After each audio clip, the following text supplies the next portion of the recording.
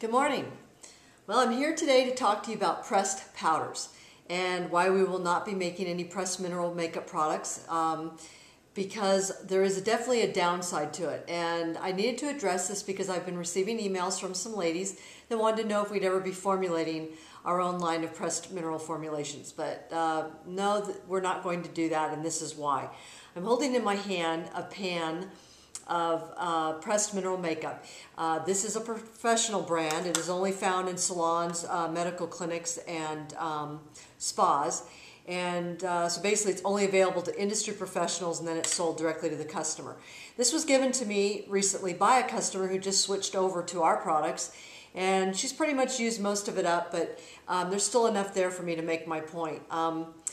This product, when it was given to me, I noticed a subtle fragrance, and that bothered me right off because I don't think they should be putting fragrance, artificial or otherwise, into mineral makeup. So I decided let's take a quick look at this ingredient list. And we have mica, zinc stearate, nylon 12, boron nitride, dimethicone, jojoba esters, tocopherol acetate, retinol palmitate, fragrance, and then it says naticide, which is claiming to be a natural preservative, bismuth oxychloride, titanium dioxide, and iron oxides. Now, I decided to check into this naticide, and it's fairly new on the market. It is a vegetable-based type of preservative, and it's being described as having a slight fragrance of almond and vanilla. But when I smell this, I wouldn't say that's what it is. So I'm inclined to believe that they may have incorporated some more fragrance because it's not almondy or vanilla. It's kind of perfumey actually. But again, I don't know why they put fragrance in a mineral makeup. I mean, what's the point? It's defeating the purpose of why women switch to mineral cosmetics, to get away from artificial fragrances, preservatives, chemicals. So, you know, that kind of bothers me. Then it's also, the downside is that these become breeding pots of microorganisms. Now, even in private use, if you're using your own product, you are dipping your brush into the pan and then you're putting it on your face. And you're doing this repeatedly and repeatedly. Even if you have a freshly washed face, you have bacteria on your face all the time. It's never completely gone. It's naturally occurring. It's there. And then it gets into the pot and it can breed and it can grow and, you know, all kinds of things. So, plus the sebum, the skin cells, gets deposited and built up. So what once was originally a very nice, fresh, clean application upon being first opened is now just a breeding ground for bacteria and dirt and debris, and it's just not a very clean way to apply your makeup.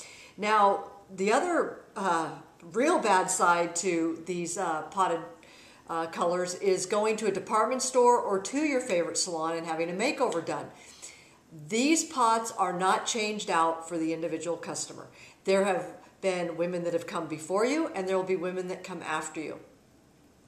And one thing to consider is, did those women have a staph infection? Did they have pink eye? There could be coli on these products. They could have been sneezed on or coughed over. Viruses and bacteria can live for days on a surface. So I have a real problem with that, knowing that that's what's going, and I just don't want that on my skin. So needless to say, something like this isn't going to get anywhere near my face. So putting that aside. So it isn't just about, you know, strangers depositing all their stuff into this pot. It's also about your own repeated use, and it's just not clean. It's just not clean application anymore. So that is the ultimate reason for sticking with loose minerals, and why it's the only way we will formulate, is because you get a clean, fresh application each and every time you put it out on the plate or in the jar lid.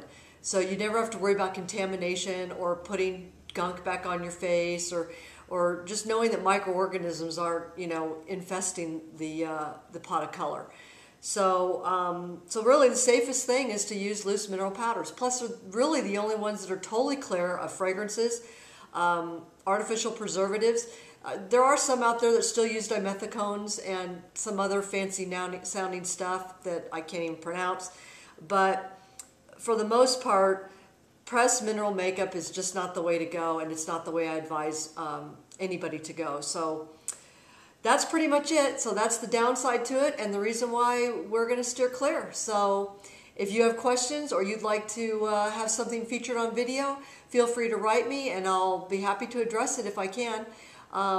We look forward to hearing from you at any time. So in the meantime, we'll see you at the next video. Be well, take care, and always celebrate your natural beauty. Have a great day. Bye-bye.